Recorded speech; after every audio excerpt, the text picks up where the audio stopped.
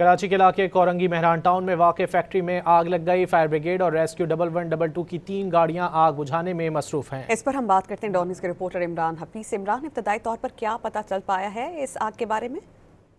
देखें, अभी तक मौजूदा अभी जो सूरत हाल जो अपडेट हुई है उसमें ये है कि आग पर जो है वो बरवक्त और जद्दोजहद के बाद जो है वो काबू पा लिया गया है। इस वक्त कूलिंग का अमल जारी है। जो फायर ब्रिगेड हुकाम की जानिब से बताया गया है कि कोरंगी मेहरान टाउन यहाँ पर एक परफ्यूम बनाने वाली फैक्ट्री है। इसकी छत पर रखे जो केमिकल के ड्रम्स हैं, जी। इसके अंदर अचानक आग भड़की थी और जिसने देखते ही देखते जो है तमाम तकरीबन जो है छत पे रखे ड्रम्स को कोरंगी मेहरान जो है टाउन वो फैक्ट्री कंट्रोल में में आग ले लग लिया गई था। है, इस पर काबू पाने की कोशिशें जारी हैं। बहुत शुक्रिया इमरान।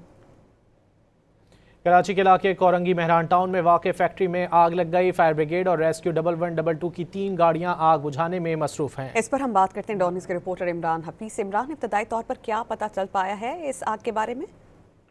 देखें, अभी तक मौजूदा अभी जो सूरत हाल जो अपडेट हुई है उसमें ये है कि आग पर जो है वो बरवक्त और जद्दोजहद के बाद जो है वो काबू पा लिया गया है। इस वक्त कूलिंग का अमल जारी है।